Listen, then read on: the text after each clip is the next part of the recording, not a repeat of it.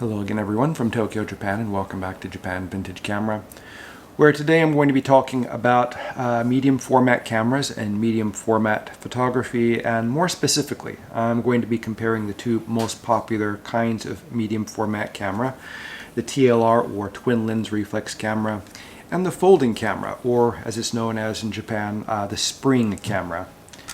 And as you can see, it folds up to a nice compact space here, and it uses a spring to help it open up. That's why they call it a spring camera here. Both these cameras are quite different in the way they are designed and their concept, but they do share one thing in common, and that is that they are medium format cameras and that they use 120 roll film. Now, 120 roll film is a kind of an interesting product. It's been around for more than a century now. It remains popular even today, and when I was walking through Shinjuku a couple of weeks ago, I noticed that Kitamura Camera has a new store on Yasukuni Street going up toward the east side of Shinjuku Station, and I noticed they had a huge film display on the first floor, and they were quite busy. There were a lot of people in there looking at their cameras and buying film and stuff like that, and it's quite interesting to see that there's still such an interest in film photography. And I sell a lot of medium format cameras in my online stores, and I think about half of what people are buying nowadays are these medium format cameras. So even today in 2024, a century after, or more than a century after these cameras were designed, they still remain popular.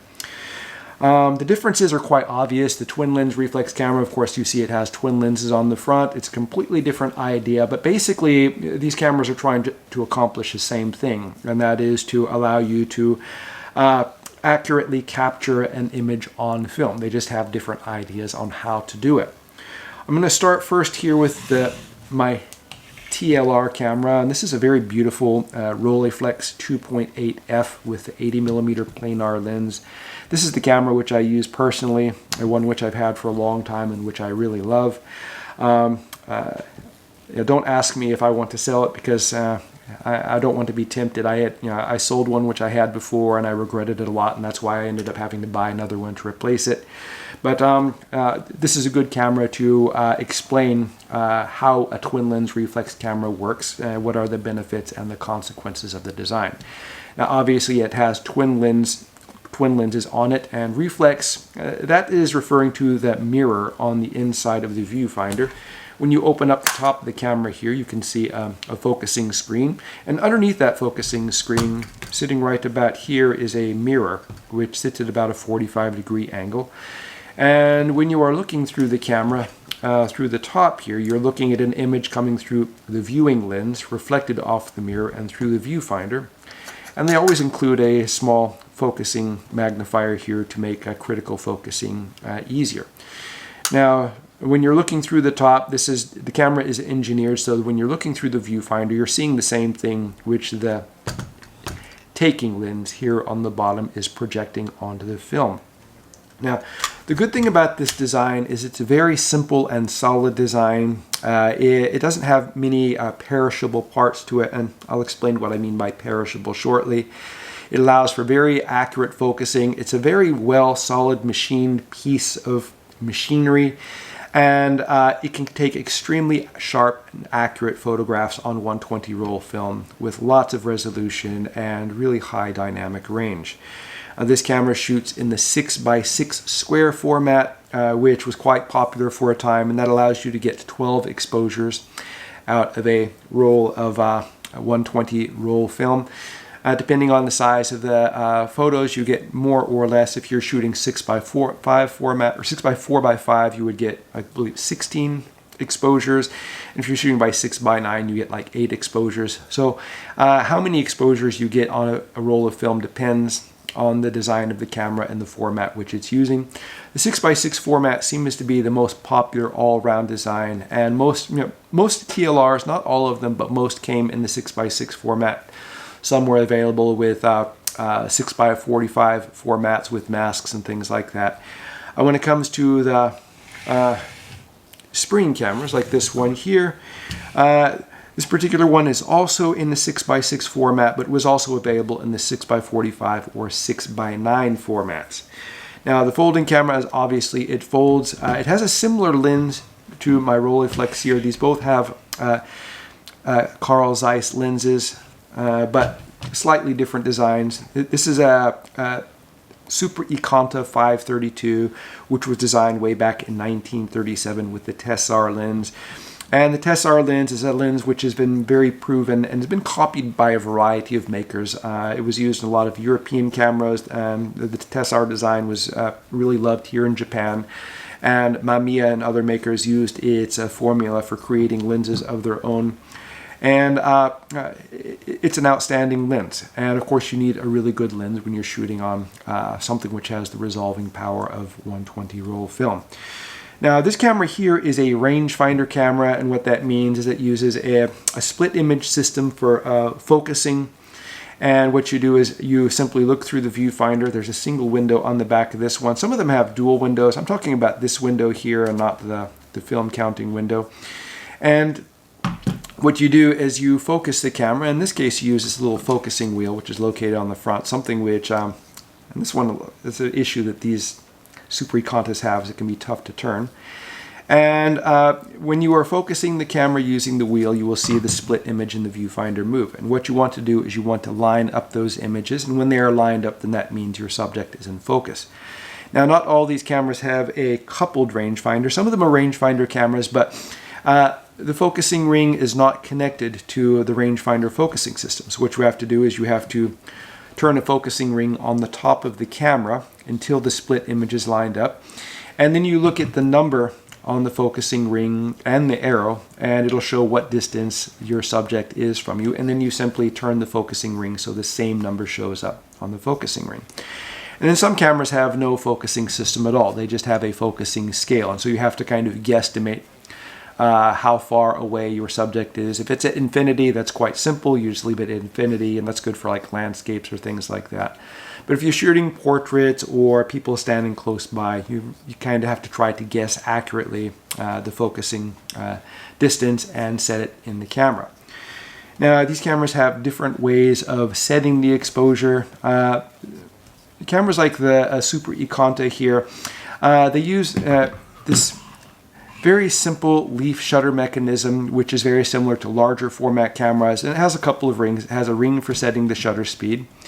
And I turn the front ring here. I can set the shutter speed anywhere from B in 1 second all the way up to 1/400th of a second. And behind that we have the aperture ring. And with this I can use I can set the aperture. You use wider apertures for lower light conditions, or if you want a faster shutter speed, and you use smaller apertures if you want more depth of field and a sharper image, but it can be blurred because you have to use slower shutter speeds as you use a smaller aperture. It's a quite simple system, and you can find it on the similar system on old rangefinder cameras, and even on earlier designs of the TLR cameras. They use the same ring system for setting the shutter speed and aperture. In the case of the Rolleiflex here, instead of using the rings around the shutter itself, they use these knobs here on the front, which you use to set the shutter speed and aperture. And there's a convenient window here on the front which you can use to see what settings you have set. On the Super Ikonta, we have a list of shutter speed and aperture ranges here on the top of that lens barrel. Very convenient, and you can also see from the top without having to look at the front of the camera. I have an old Yashica Flex TLR camera here, and it has a very similar shutter to the Super Ikonta, and has the same kind of ring here. And instead of having a ring for the aperture, it has a lever. And unfortunately, well, it's not unfortunately, I guess it's just a difference in the design. You have to look at the front of the camera as you are setting the speeds so you can see which speed you actually have selected. But this is a more simple camera than the Rolleiflex, significantly less expensive, though still capable of taking outstanding photographs. Now, medium format cameras are of course larger than 35mm cameras, at least some of them. They aren't all large. Some of them are quite compact. These cameras, as these are more, I guess, technologically advanced. I can't say technologically too quickly too many times. They are heavier because they have more built-in features. For example, as I mentioned, the Rolleiflex here features these knobs and a system for showing the aperture and shutter speed settings. It also has an integrated film winding and shutter charging lever on the side instead of just a simple knob and a focusing lever on the front. And also this camera features a built-in light meter. So all of those things add a little bit to the complexity of the camera and increase the weight. And carrying a Rolleiflex around on a strap on your neck is it's a little bit burdensome. But on the other hand, this camera doesn't really weigh much more than a higher-end SLR camera with a good lens on it. The only difference is that this camera will take photographs with much higher resolution and dynamic range than you can on a 35mm film or digital SLR camera. The folding cameras are somewhat lighter. This one isn't a lot lighter because this one also features some, I guess, mechanisms and things which add to the weight. First, it has this kind of quirky Carl Zeiss designed rangefinder system which features a prism which rotates in the top here and kind of a gear train located in the front of the camera to operate it. And this camera features a mechanical film counter which stops at each exposure, and that adds some weight and complexity to the camera and makes it fairly heavy. But you can of course get a much smaller and lighter and more compact medium format camera like this Pearl 2 here.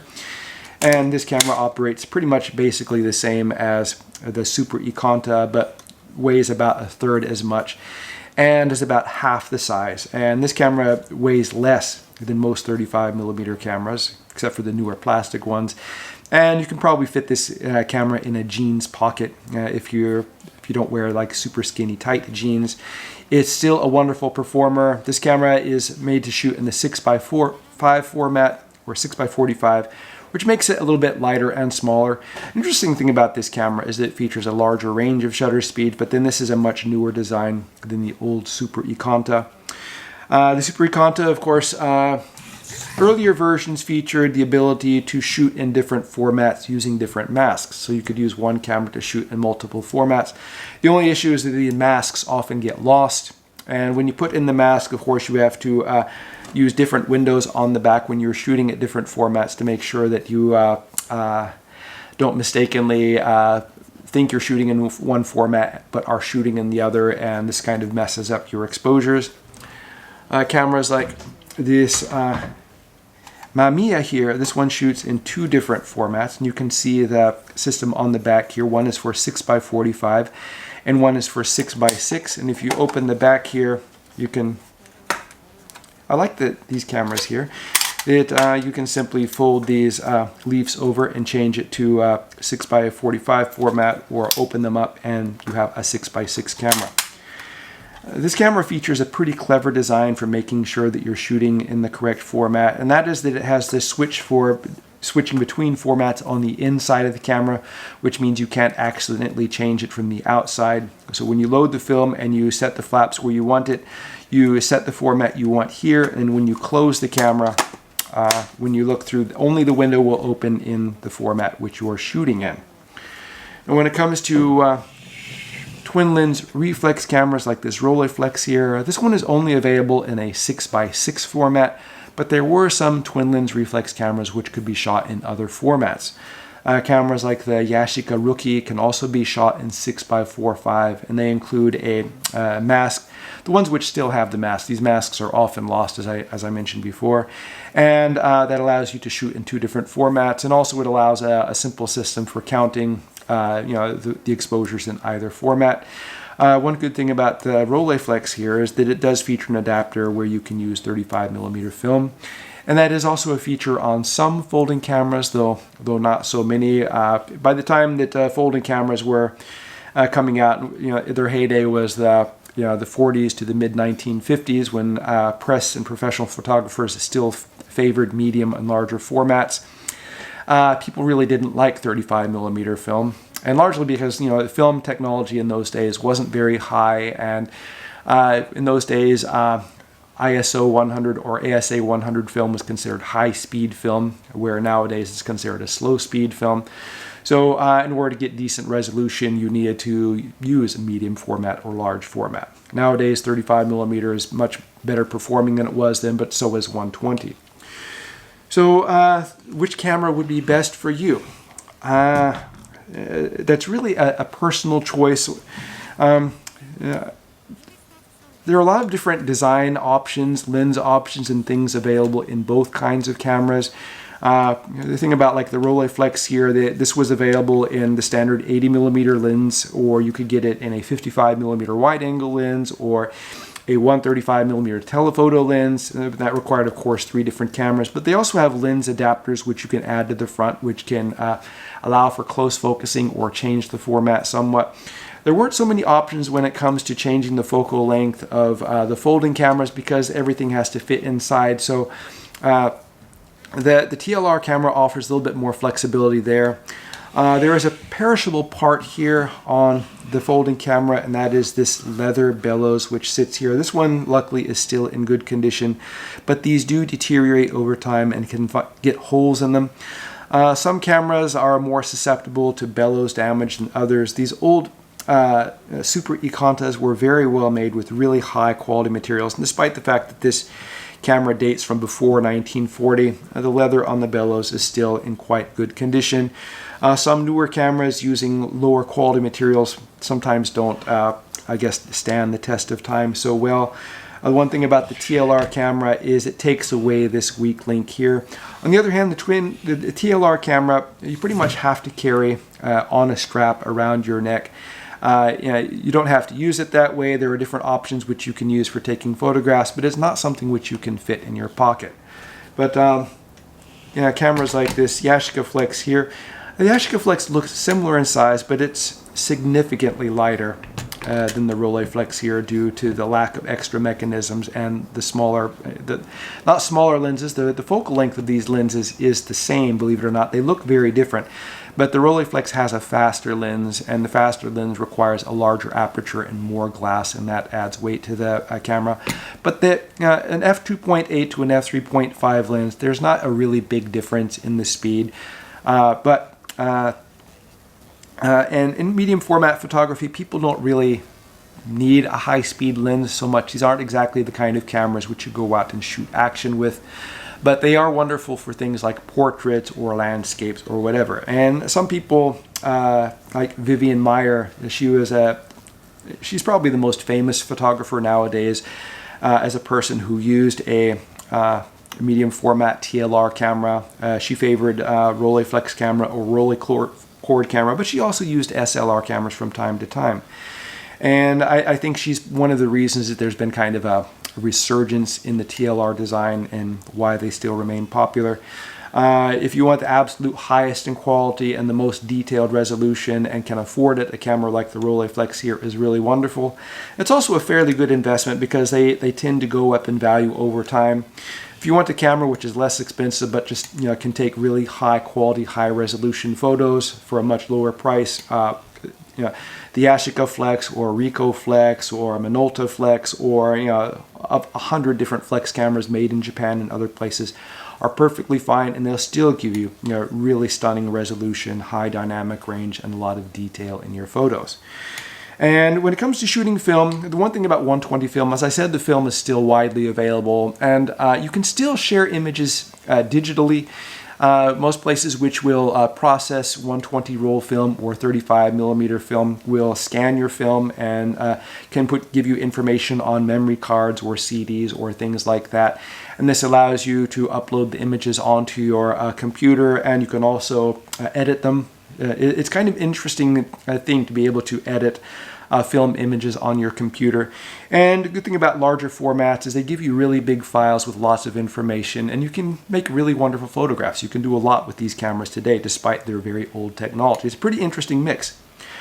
For myself, I have an Epson scanner, a flatbed scanner, and this does really wonderful with 35mm film, but it really shines when you're scanning medium or larger formats. And it's amazing the size of the files and the kind of images which I can scan on this scanner and upload onto my computer.